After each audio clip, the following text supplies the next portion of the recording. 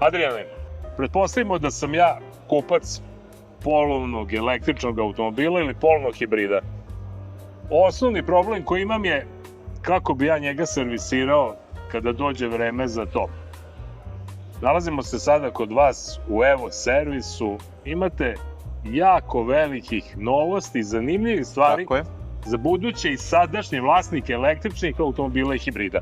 Ako imate električno vozilo i pita se gde ga servisirate, jako je bitno da znate da ne može svaki servis da servisira to vozilo. To znamo, to smo iskusili već. Tako je, to su vozila pod visokim naponom i ljudi koji rade na tim vozilima moraju da prođu posebne obuke i treninge kako bi mogli da rade na tim vozilima. Hvala Bogu, Evo servis je osnovan sa strane EKAP trening centra koji posluje ovde u Svetozara i Bačkovića 2 i u zadnjih, da kažemo, nekoliko meseci, skoro pa godinu dana smo primetili jako značajan porast ljudi koji dolaze, mehaničara koji dolaze na treninge u EKAP, baš na treninge za električna i hibridna vozila, da bi mogli da rade na njima. I iz tog se izrodila ta jedna ideja da se pokrene ta Evo servis mreža servisa koji su stvari obučeni, pouzdani i sigurni za rad na vašim električnim automobilima. Praktično, ako sam dobro razumeo, mi sada u Srbiji, zahvaljujući Evo servisu, imamo čitav jedan lanac servisera koji su osposobljeni za popravljanje električnih i hibridnih automobila. Koliko ih ima i gde su onako najkraće locirani? Kako ste se rasporedili? Tako je, ovo je bukvalno prva servisna mreža tog tipa u Srbiji. Znači, ovo je, da kažemo, pod EKAP-om i pod trening centrom, ne od nekog, da kažemo, drugog. I servise su pametno izabrani i raspodeljeni, tako da bukvalno kada krenete od Subotice pa do Leskovca uvek možete naći i Kikinda, i Zrenjanin, i Beograd, i Kragujevac, biće i Kruševac, imamo Zaječar, imamo Leskovac, tako da 27 servisa posle 2 meseca rada na terenu i verujemo da će ih u narednom periodu, narednih par meseci biti bar još 10.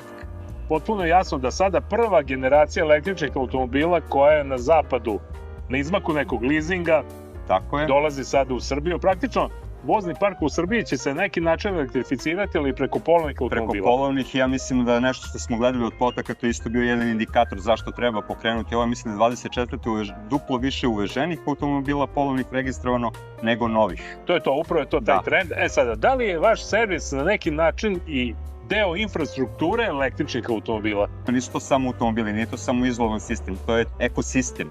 Od lanca snabdevanja, servisa, novih vozila, preko punjača. Nažalost, to je jedna od velikih barijera u Srbiji, znači da bukvalno nova vozila su jako skupa, jako slaba mreža punjača, ja mislim da ih ima manje od 200 javno dostupnih punjača.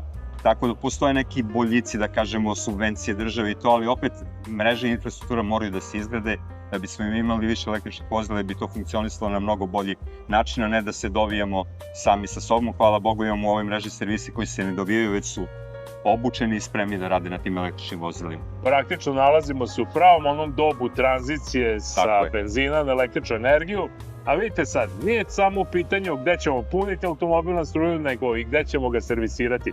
A evo servis i lanac servisa pod ovim brendom je prava stvar za one koji će biti novi vlasnici električnih i hibridnih automobila. Bih je sa srećom. Hvala puno.